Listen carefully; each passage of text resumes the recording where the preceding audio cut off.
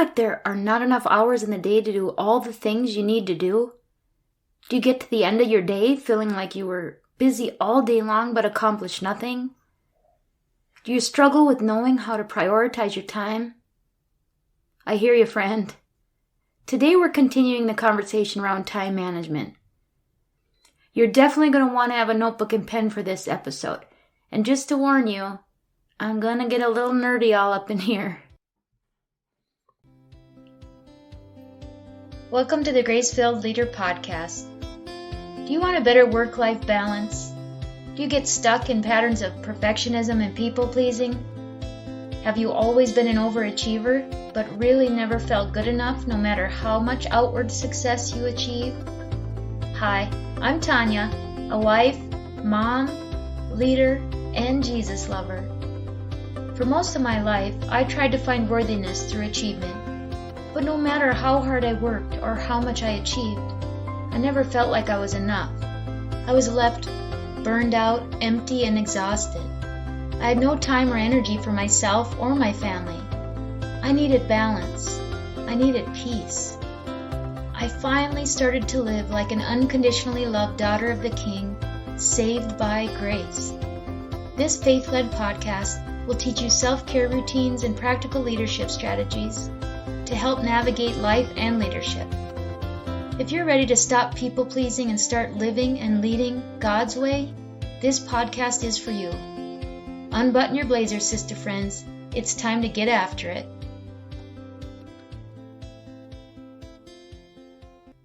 Today I'm going to take you through a little exercise that will help bring a bit more awareness to how you're spending your time and a way to look at how you should be spending your time going forward. This strategy will give you the best odds of achieving your personal and professional goals. It'll allow you to move away from functioning in a state of chaos and crisis, and instead function from a place of purpose, planning, and prevention.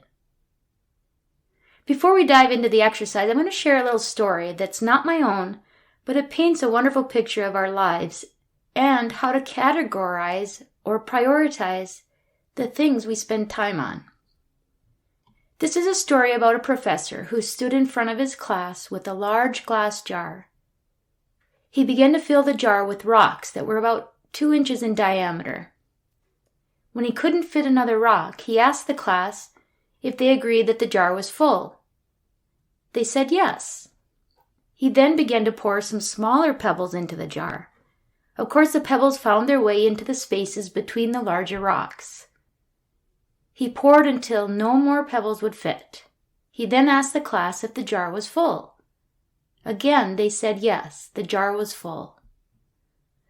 Finally, he began pouring sand into the jar, and as you can imagine, the sand filled all of the remaining spaces between the pebbles and the rocks until it began to overflow. They all agreed at this point that the jar was indeed full. The professor told the class to think of the jar as their life. The rocks are the important things: your family, your spouse or significant other, your health, your children. Things that if everything else were lost and only they remained, your life would still be full. The pebbles are other things that matter, like your job, your home, your car. And the sand is everything else. The small stuff. If you were to put the sand into the jar first, there would be no room for the pebbles or the rocks. Well, the same goes for your life. Focus on the rocks because the rest is just sand. I'm going to come back to this later, but isn't that a great analogy? I also think of the bigger rocks as those things that most align with the core values you identified in a previous episode. All right, now on to the work. For this exercise, we're going to be using Stephen Covey's time matrix. If you aren't familiar, Stephen Covey is the author of First Things First and The 7 Habits of Highly Effective People. He proposed a matrix that describes 4 quadrants where people spend their time. If you have your paper and pen, start by drawing yourself a big box. Now divide the box in half vertically and horizontally So you have 4 equal quadrants. Along the vertical axis, by the lower left quadrant, label the axis as not important. And by the upper left quadrant, label the vertical axis as important. So from bottom to top, it starts with not important, and on top is important. Now moving on to the horizontal axis. On the upper left portion, label the axis as urgent. And further to the right on the horizontal axis, label it not urgent. Important activities are those activities that have an outcome that leads to the achievement of your professional or personal goals. Urgent activities usually demand immediate attention, but often they're associated with the achievement of someone else's goals. Inevitably, there's a tendency for us to focus on the things that are urgent. And very often the urgent things are also important, but not always. Stephen Covey's approach to time management is to try to create more time to focus on the important so that they are less likely to become urgent. So the first quadrant, the one that would be considered important and urgent, is referred to as the quadrant of necessity. There are just going to be some things that will land here, and we have to do our best to manage the best that we can. These are going to be the crises, the pressing issues, the deadline-driven projects. The second is the quadrant that houses the important but not urgent. So this is your upper right quadrant. This is the quadrant of quality and personal leadership. This is the quadrant where, ideally, you're going to focus most of your time. This is where you do preventative things, develop processes to increase your efficiency and competency. This is where you build relationships. Quadrant 2 is where you plan for new opportunities. It is also where you plan intentional rest and recreation that allows you to keep your tank full. Quadrant 1 and 2 are really where most of your rocks and pebbles live, and you want to work toward most of them landing in Quadrant 2. If you spend more time on Quadrant 2 activities, it will make Quadrant 1 activities more manageable, and it will help you achieve your goals faster. The third is the quadrant of deception. This is the quadrant on the lower left, the quadrant of the urgent but not important. In other words, these things seem urgent and important for someone else, but they're not necessarily important when it comes to your individual goals and priorities. This is time spent on things like certain phone calls, interruptions, some emails, some reports, some of your meetings, and matters that are pressing to others, and maybe even social activities that you feel some pressure around attending, but they really don't serve your highest priorities. Quadrant 3 is called the quadrant of deception because activities in this quadrant may seem urgent when in fact they are not. If you spend too much of your time here, you're going to be slower in achieving your own goals. Finally, the fourth quadrant, the lower right corner of your matrix, is that which houses the not important and not urgent. This is the quadrant of waste.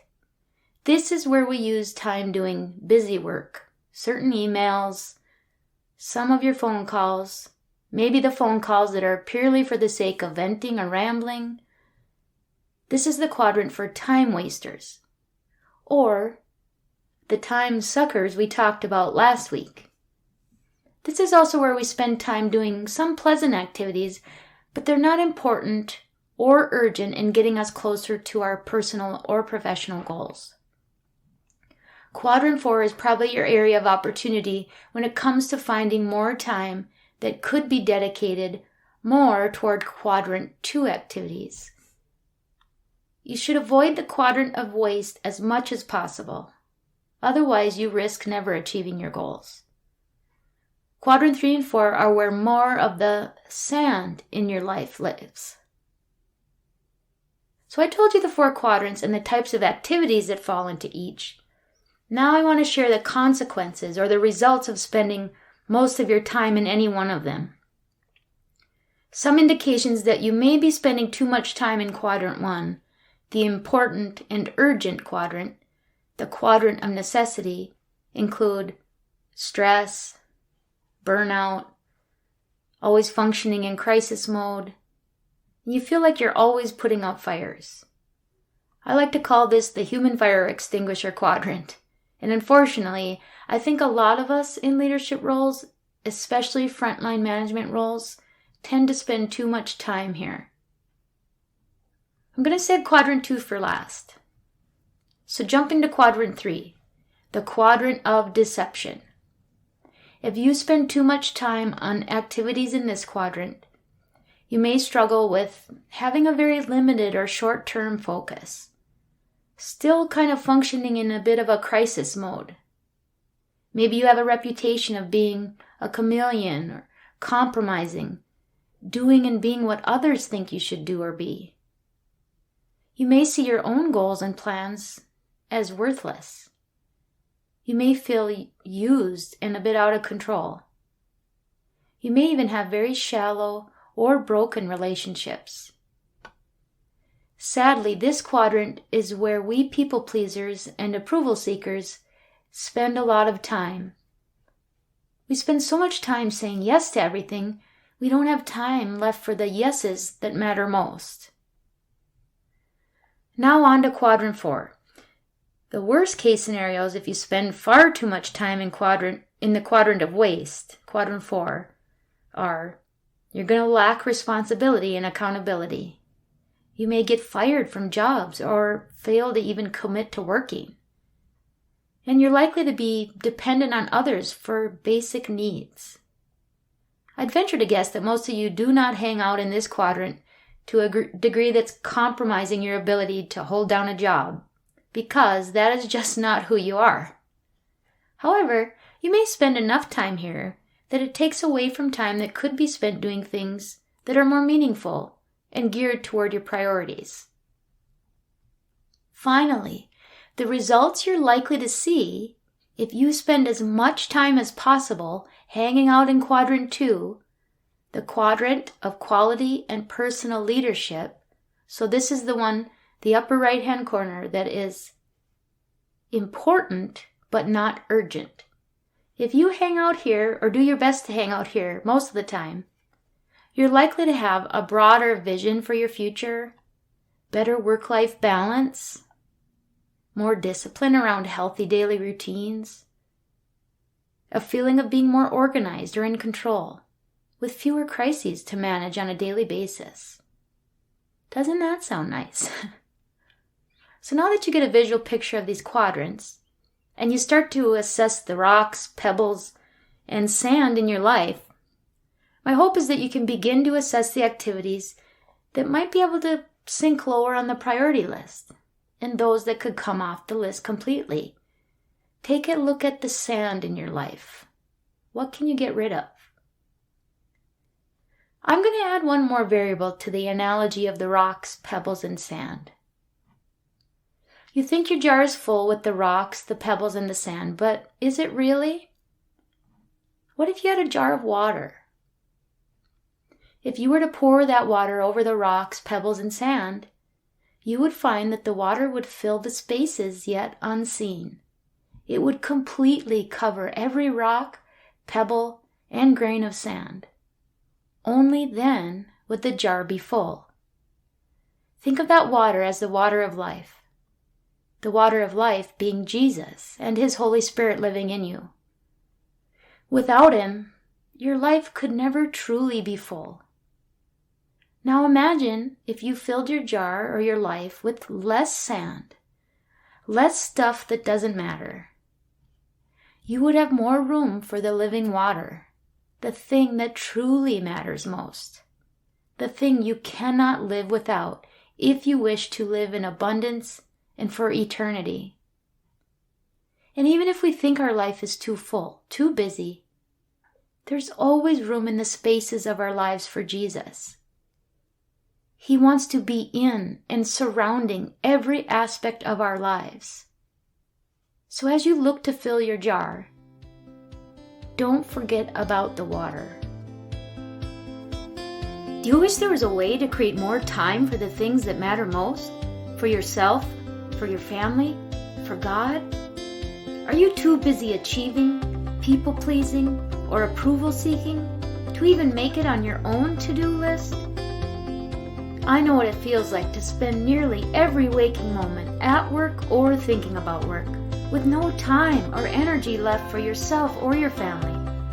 I know what it's like to want more time alone with God, more time to fit in healthy habits, and more energy to be present with my family. I know what it's like to not feel worthy of setting boundaries around my time. Imagine if there was a way to be effective and productive while creating more time for the things that matter most. That's why I created the Boundaries Coaching Power Hour, where I teach you how to identify the barriers that are standing in your way of setting boundaries and finding time freedom. You'll be able to plan and prioritize your week in a way that aligns with your core values and allows you to be effective, productive, and consistent. You'll walk away with a plan to grow in the knowledge of how God sees you so that you can feel confident setting healthy boundaries that create better work-life balance.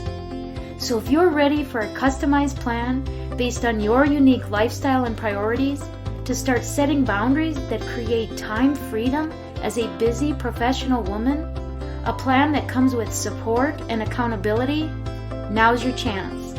Go to calendly.com/coaching with Tanya. That's Tanya with an A, Tanya. Select the Boundaries Coaching Power Hour. Again, that's calendly.com/coaching with Tanya. I can't wait to help you discover how to create more time for yourself and your family. Thank you so much for joining me today, my friends. And until next time, may you be grateful and grace-filled. I pray this episode blessed you, spoke to you, or encouraged you in some way. If so, please share it with a friend and head on over to Apple Podcasts to leave me a written review. That's the only way for me to know if you are enjoying the show. Nothing blesses me more than to hear from you. Also, come on over to our free Facebook community. This is a great place for us to support one another on our faith and leadership journey. You can find the link to the group in the show notes. Now to Him who can do immeasurably more than we can ask or imagine, according to His power that is at work within us. Ephesians 3, verse 20. Until next time, my friends, God bless.